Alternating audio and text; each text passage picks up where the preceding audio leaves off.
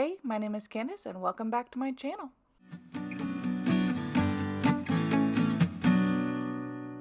Today, I want to show you how I keep track of my reading and my reading journal.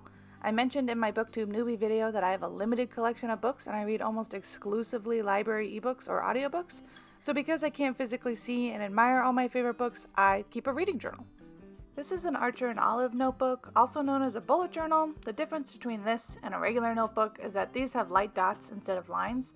So that gives you a lot of flexibility on how you want to use your journal, and it also lays completely flat, which I absolutely adore. I use these Micron pens. I got a small variety pack off Amazon, and I really love them. I use the 5 pen for my writing and the 8 pen when I want something to stand out as bold. So let's just go to my current page that I'm working on. These are all my recent reads, but it is missing the last few books that I've read, so I'm going to write those in and show you what we're going to do with this blank side. So as you can see, I make 5-star books bigger, taking up 2 lines with their title, and that helps them just stand out as favorites.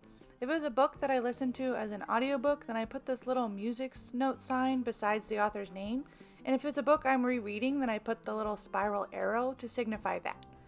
I do keep track of my books on Goodreads, so there's never any pressure to have to write several books at once.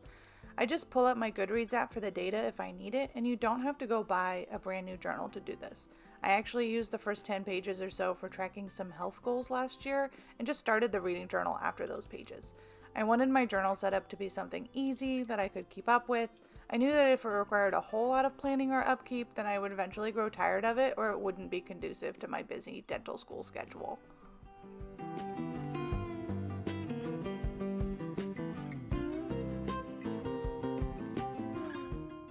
But the best part about my journal is what I do with this opposite side.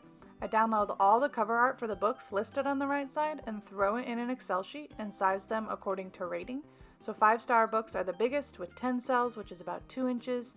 4-star books are 7 cells, and 3-star books or below are 5 cells, which is about 1 inch. And this is what my Excel sheet looks like for this page.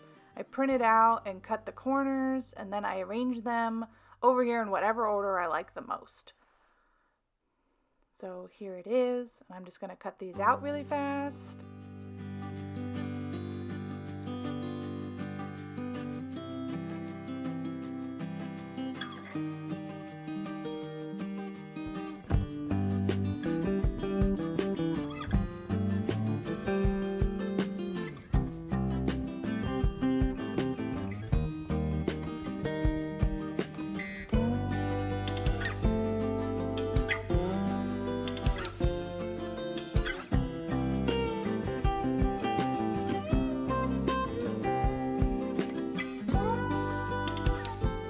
So I usually start with the 5-star books since they're the biggest and most likely to be the focal point I want to focus on, and then I arrange them over here in whatever order I like the most. So on the written side, I list the books in the exact order I read and finish them, but on this side I organize them like a bookshelf in whatever order makes sense to me.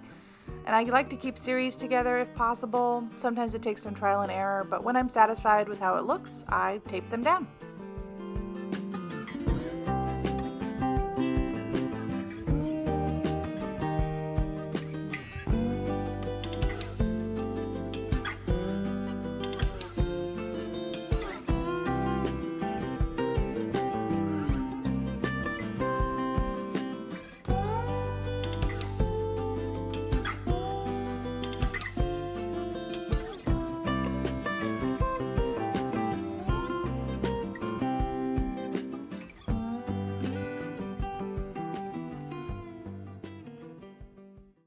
So this is the finished page, and I'm really happy with how it turned out, and now I want to do a flip through of all my books since the beginning of my reading journey. So of course we start with The Night Circus and all of these fabulous books I started out reading. And you can see that I alternate which side has the covers versus the writing, which was just an aesthetic choice that I liked. I love how this is just a tiny bookshelf for me to look through and really see all the books that I've read and that I've loved.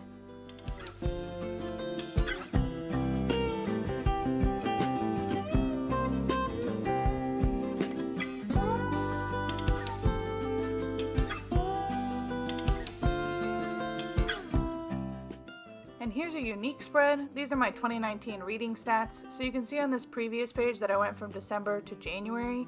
So on the next page I decided to put some stats.